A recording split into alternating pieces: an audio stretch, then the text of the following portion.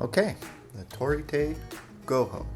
Masters of all things, Bujinkan kata are back in the house to give you once again the only way to do Torite Goho. These five in particular, because yes. Otherwise, are you even doing the Torite Goho? Oh no, I'm already missing out on the action. Ooh, look at that. I was able to Kami. I did it wrong. Maybe if you weren't wearing those gloves. They appreciate the gloves because then I don't end up cutting them. With your fingernails? Yeah, well, yes, with my fingernails, yes. The true shito. Everyone prefers the reinforced gloves to my fingernails, across the board. Moving on, what five are we actually going to see? What five techniques do we include in the Torite Goho at Gaman Dojo? So, Funny story. We do omotegyaku, omotegyaku ski, uragyaku, mushadori, then genseki. So the reason we do that is many of the ones you'll see added in, like onikadaki and the straight arm muso. yes, musodori. We practice in the kukishin tewaza. The way we perform uragyaku and omotegyaku are different in those waza, and it also has takeori. It also has musha done differently. It's good to practice the variants. Yeah, but the reason we do them, and we do them in that order, is I build off of them as we go on. Omotegyaku teaches you the simple wrist lock. Omotegyaku ski teaches you to deal with the wrist lock and a counter attack. The way we perform uragyaku involves the tori doing a counter attack with the gyaku, then a sleeve grab, and that's the mushadori, it's defense against the sleeve grab. Then genseki nage we perform with kumyuchi, and it's more of an introduction into the world of throws. And in this video, we are joined once again by one of our students, Kai. You'll see they are receiving and giving Torite Goho techniques to Rob. And then another of our students, Steve, because every person does and receives techniques differently, and we thought it very important to show the differences, especially in the height differences, the flexibility, experience of Kai, Rob, and Steve. Brendan's in there too, isn't he? Oh, yes.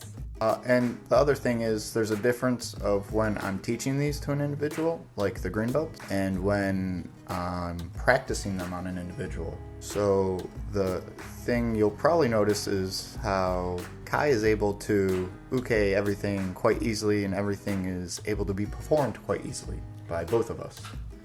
Where later on, especially with Steve, nothing looks clean.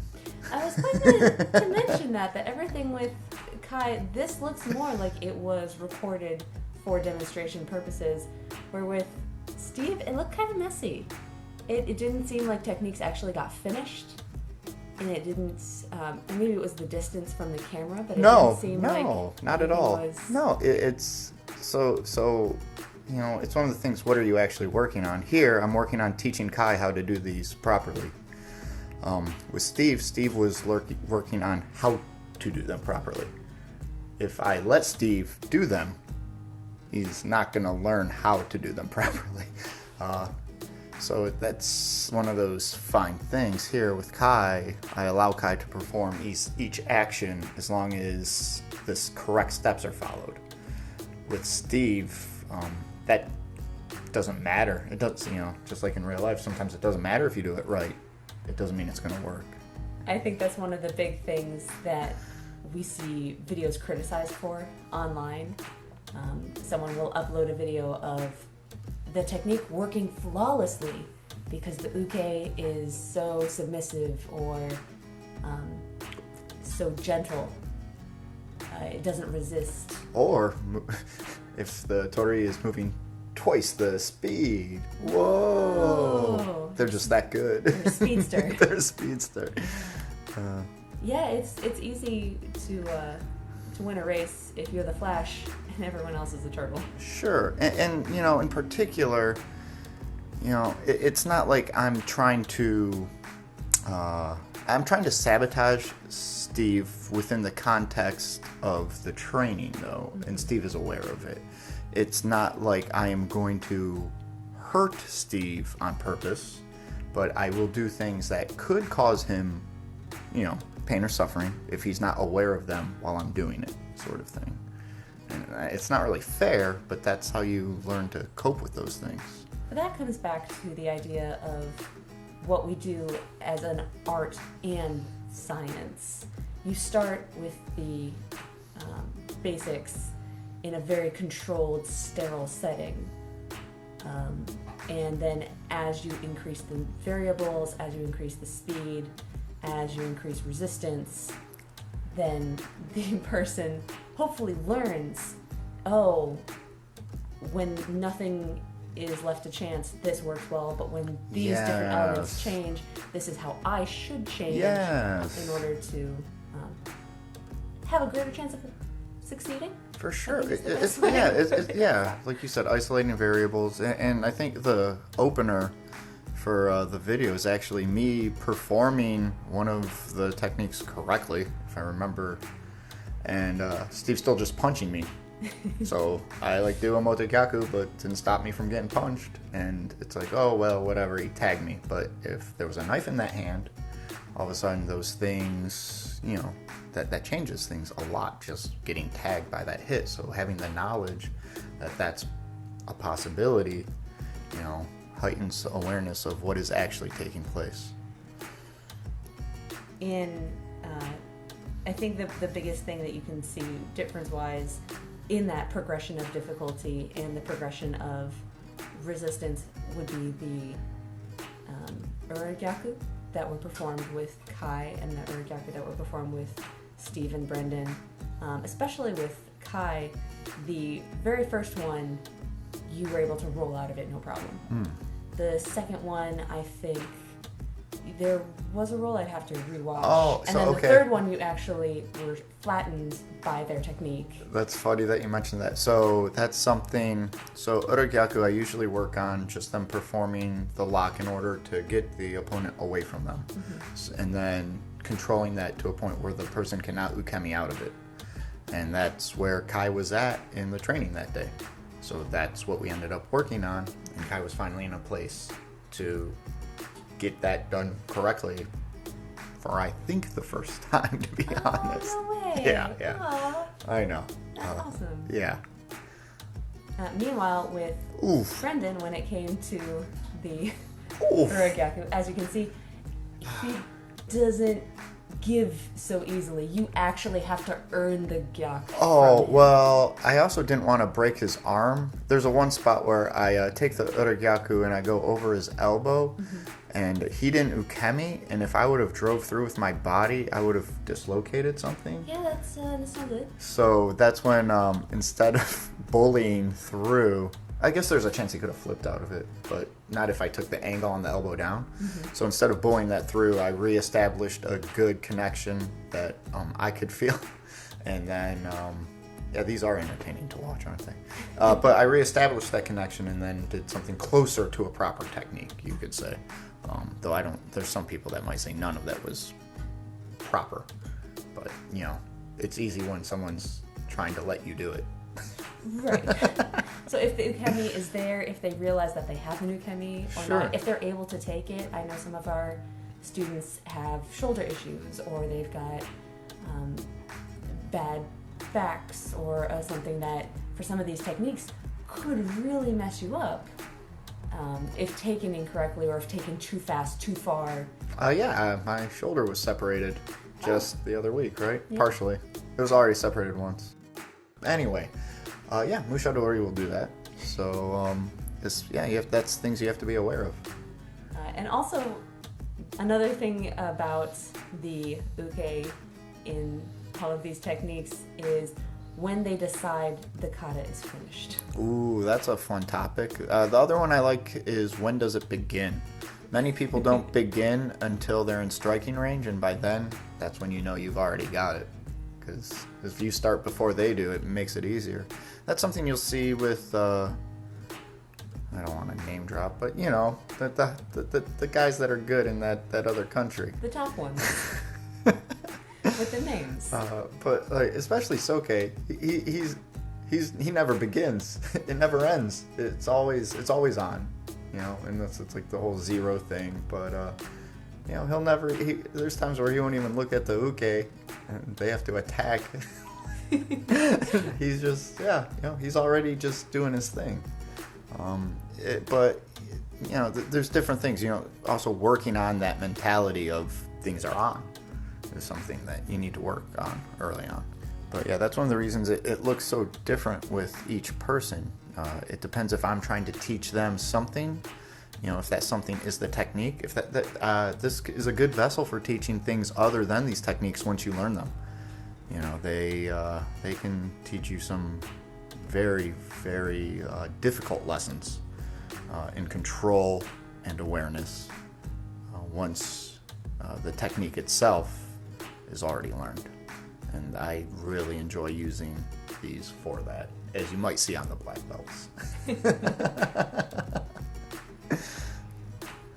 know, and another part that I don't think is brought up often is there's taking their balance. There's usually pain involved, but then there's also damage involved. And a big part of these techniques is, you know, balancing all of those things. Especially in training, you don't want to cause too much damage that, you know, you can't be recovered for the next session or be able to train or work properly for that matter, right? We need to continue on with our lives outside of the dojo. But the pain is good. The pain is healthy. The pain is what you really learn to deal with during these techniques. And then controlling the individual's balance while peppering in, you know, the pain and damage is really, I think, the heart of it.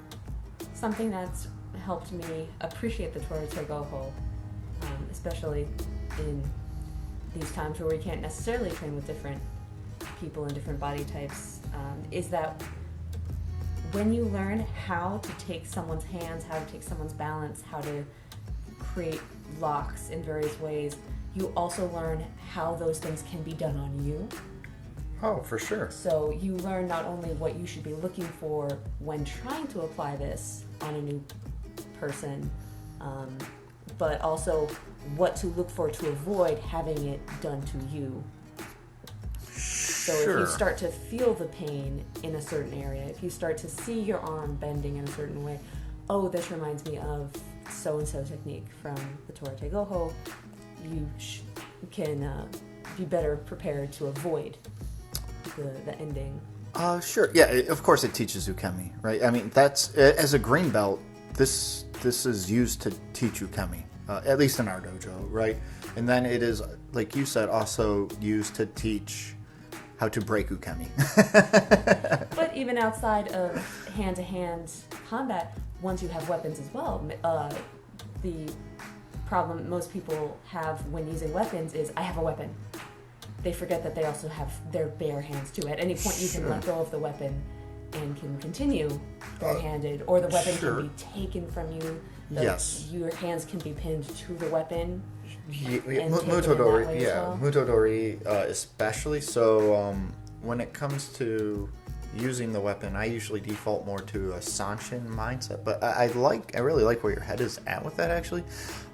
More than anything, I think of it as Mutodori, and using, you know, you can use the hand-to-hand as also hand-against weapon. I've honestly... Oh, no, the Hanbo, you're right. They always use it as an extension. Yeah, that's why I don't think about it. I hate the Hanbo. What? Yeah. Everyone pretends like it's not gonna just be a baseball bat when they need to use it. Rob's hot takes. We have a few more minutes, so I wanted to wrap up with just some fun facts with words. Torite is what we use to talk about the art of defeating, capturing beating, I guess. Oh my. An opponent 5 with ways. one's hands. 5 ways. 5-way hand capturing. Yeah. That works. Capturing with your hands. Capturing hand. So It's honestly. not specified whose hands are being. Yeah. Whose hand are you using your hands to capture, or are you capturing hands, or? It's beautifully vague. But an antiquated term for torite, that was actually something you would call a police officer. I can't tell you which era this was used, according to my dictionary. Torite is an antiquated term that means the official in charge of imprisoning offenders. So literally, you're capturing the hands.